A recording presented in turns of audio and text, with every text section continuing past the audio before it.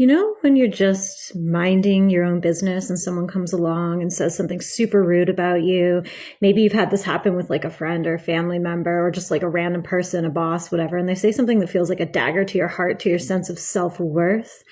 Or maybe you're in a situation and you see something happening that makes you feel all hot and angry, like maybe some attractive chick is talking to the guy you like and now you feel like you'll never get him and all hope is lost and why even live? But maybe other people are like, oh my God, you're overreacting. Okay, so yeah, triggers are a bitch. How to become untriggerable. Catch yourself in the moment getting triggered, aka feeling outraged, angry, hurt, raging in situations maybe that's uncalled for, hot under the collar. Yeah! Or sometimes people just recede into shame and self-disgust and self-loathing and go cry later. So what you do is you put your hand over your heart, one hand over your heart, one hand over your belly, and take nice deep belly breaths and keep doing that while the feeling is present, just allowing it to move through you, and ask yourself, what am I really upset about right now? You might have to move through a few levels of blaming the other person or the situation that triggered you to just get what is really causing it, what's underneath it. Usually it's something from childhood or when we were younger and felt unsafe, fearful, ashamed, guilty, embarrassed, etc. So just keep breathing into that and allowing it to flow through you. And acknowledge the hurt you experienced and recognize that you're safe now and you're safe to let it go and take whatever's helpful and positive from it.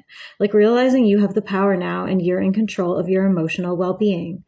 And realize that if someone said something hurtful to you, did something hurtful, or there's something going on outside of you, doesn't mean anything about you. It's just information that they're presenting from what's going on inside of them. So they're projecting it outwards onto you. So if someone says that you're bad at something or what you did isn't good enough, it's actually them projecting onto you their unhealed wound. Who wants that hot potato? Send it back, right?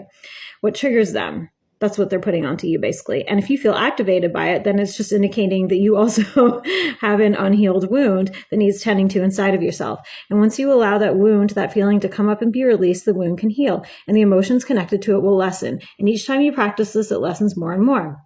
A key part to this is also to accept yourself and forgive yourself and let go of what was done. Holding on to self-judgment or judgment of others keeps the wound activated and able to be triggered again.